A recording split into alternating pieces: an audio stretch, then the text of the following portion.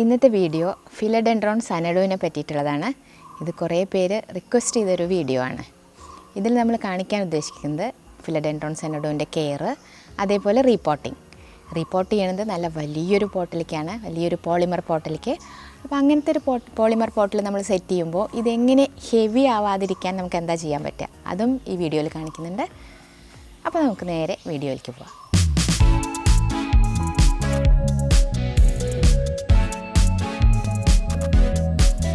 ആദ്യം നമുക്ക് ഈ പ്ലാന്റിൻ്റെ കെയർ എങ്ങനെയെന്ന് നോക്കാം.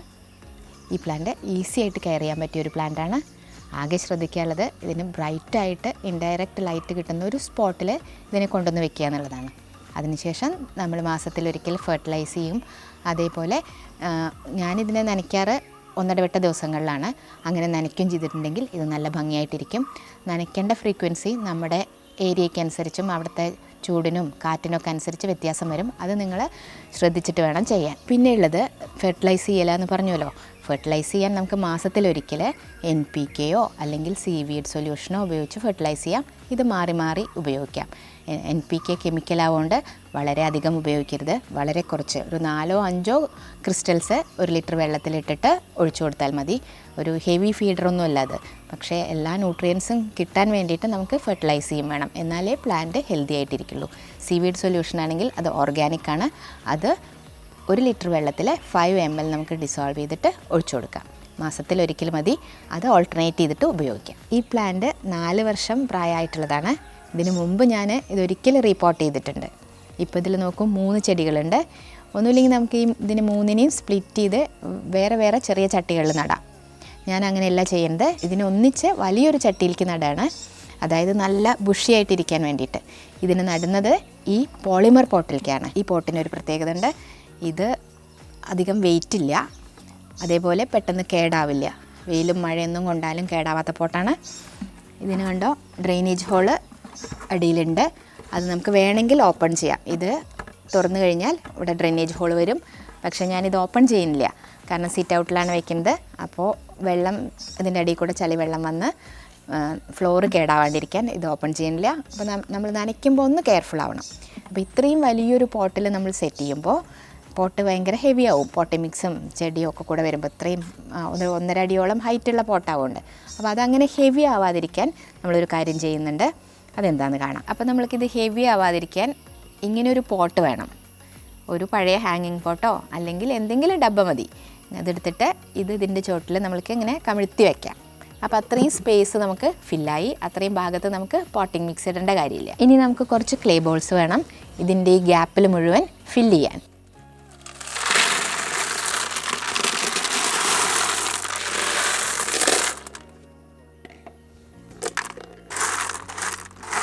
ഇപ്പോൾ കണ്ടോ, പോട്ടൊട്ടും ഹെവി അല്ല, എന്നാൽ കുറേ ഒരു 1/4 ഭാഗത്തോളം സ്പേസ് ഫില്ലാവും ചെയ്തു.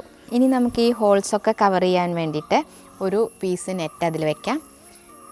കാരണം ഇല്ലെങ്കിൽ നമ്മൾ പോട്ടിംഗ് മിക്സ് ഇടുമ്പോൾ അതിൻ്റെ ഉള്ളിൽ കൂടെയൊക്കെ അടിയിലേക്ക് പോട്ടിംഗ് മിക്സ് പോവാതിരിക്കാനാണ്. അപ്പോൾ ആ ഹോൾസൊക്കെ കവറായി. ഇനി നമുക്കിതിന് വേണ്ട പോട്ടിംഗ് മിക്സ് റെഡിയാക്കാം.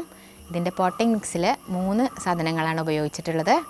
ഡിക്കമ്പോസ്ഡ് കോക്കോപിറ്റ് ഉപയോഗിച്ചിട്ടുണ്ട്, ചാണകപ്പൊടി ഉപയോഗിച്ചിട്ടുണ്ട്, അതേപോലെ നല്ല ടോപ്പ് സോയിലും ഉപയോഗിച്ചിട്ടുണ്ട്. ടോപ്പ് സോയിൽ, ഗാർഡൻ സോയിൽ, നല്ല ലീഫൊക്കെ വീണ് ഡിക്കമ്പോസ് ചെയ്ത മണ്ണ്. അത് 3ഉം ഒരേ അളവിലെടുത്തിട്ട് മിക്സ് ചെയ്യാണ് ചെയ്തിട്ടുള്ളത്. ആ മിക്സ് ചെയ്തത് കുറച്ച് നമുക്ക് ഈ ചട്ടിയുടെ അടിഭാഗത്തേക്ക് ഇനി ഇട്ട് കൊടുക്കണം. ആ ക്ലേ ബോൾസ് കവറാവണ വിധത്തിൽ.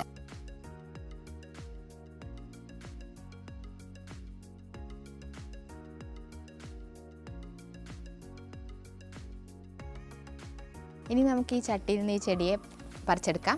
അതിന് ഒരു ബുദ്ധിമുട്ടുമില്ല. ആദ്യം വേണ്ടത് കുറച്ച് വെള്ളം അതിൽ കുറച്ച് നേരത്തെ ഒഴിച്ചിട്ടിട്ടുണ്ടെങ്കിൽ ആ മണ്ണൊന്ന് കുതിർന്ന് വരും.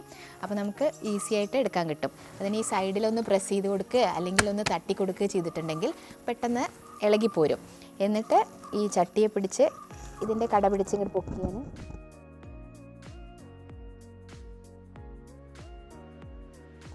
ഇനി ഇതിങ്ങനെ ഇതിനുള്ളിൽ നമുക്ക് ഇറക്കി വയ്ക്കാം. ഇനി നമുക്ക് ഈ ഗ്യാപ്പൊക്കെ പോട്ടിംഗ് മിക്സ് ഉപയോഗിച്ച് ഫില്ല് ചെയ്യാം.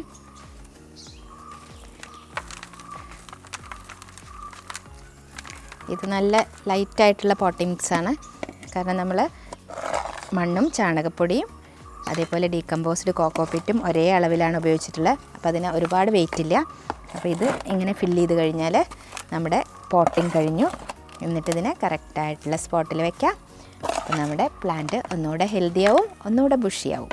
ഇപ്പോൾ നമ്മുടെ റീപോട്ടിങ്ങും സെറ്റിങ്ങും ഒക്കെ കഴിഞ്ഞിട്ടുണ്ട്. ഇനി ഇതിൻ്റെ കറക്റ്റ് സ്പോട്ടിൽ നമ്മളിതിനെ പ്ലേസ് ചെയ്യാണ്. ഇപ്പോൾ കണ്ടോ, ഈ നല്ല വലിയ പോട്ടിലിത് ഇരിക്കുന്നത് കാണാൻ നല്ല ഭംഗിയിൽ. ഇത് ഈ സിറ്റ് ഔട്ടിൽ സ്റ്റെപ്പിൻ്റെ അടുത്താണ് വെച്ചിരുന്നത്. തിരിച്ച് അവിടെ തന്നെ അതിനെ വെക്കാം. ഈ പ്ലാന്റ് ഷെൽഫിൻ്റെ സൈഡിലാണ് ഇതിൻ്റെ സ്പോട്ട്. നമുക്കിനി ഇതിനെ അവിടെ വെച്ച് നോക്കാം, എങ്ങനെയുണ്ടെന്ന് കാണാം.